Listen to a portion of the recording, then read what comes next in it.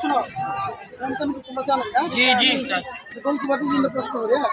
মনে করো তোমার খেলোয়াড় পায়ে পাস দিল, তুমি কি করবা? ধরতাম না। ধরতে পারবা না, ধরলে কি পেনাল্টি না, ইনডাইরেক্ট পেনাল্টি না, ইনডাইরেক্ট।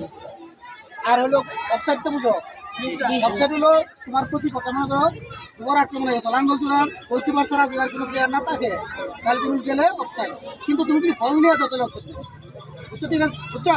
বল নিয়ে গেলে অফসাইড, বল ছাড়া গেলে অফসাইড।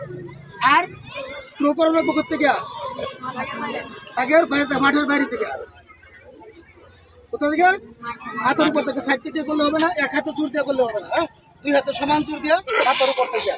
আরেকটা হলো মনে করো এই যে দাগ আছে, বলটা তোমরা অনেক সময় দেখা যায় দাগের মধ্যে বল তোমরা সামনে করো, দাগ যতক্ষণ পর্যন্ত না পার হবে, পুরো দাগ পার হলে আউট। দাগে যদি একটু পায়, একশোটা দাগও পায় তাহলে আউট।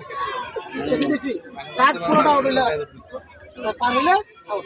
এই জিনিসটা অনেক সময় যদি খেলা থামায় দেয়, এইটা করবো না, খেলা চালাই যাবো, বাসি নামাতে জি তোমরা 22 বছর 350 তোমরা একজন হ্যান্ডবল হয়ে গেলো, থামবা না, তোমার চালাই যাবে।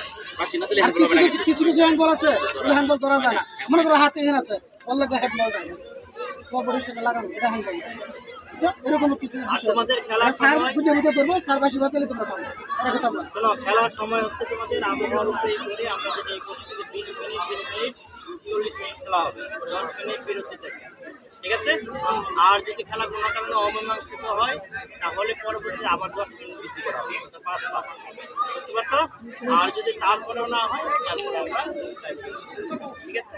Thank you. পরের 5 পাশে কিন্তু কোনো বিরতি নাই, বুঝছো? আগে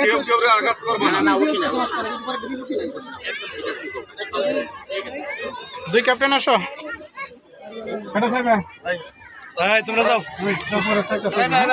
বাংলাদেশ বেঙ্গল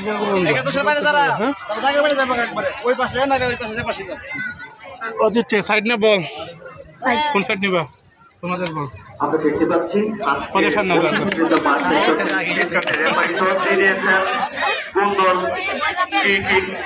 ফিডব্যাক পাবে সেটার টস আমরা ইতিমধ্যে হয়ে গেল। মাঠে অবস্থান করছেন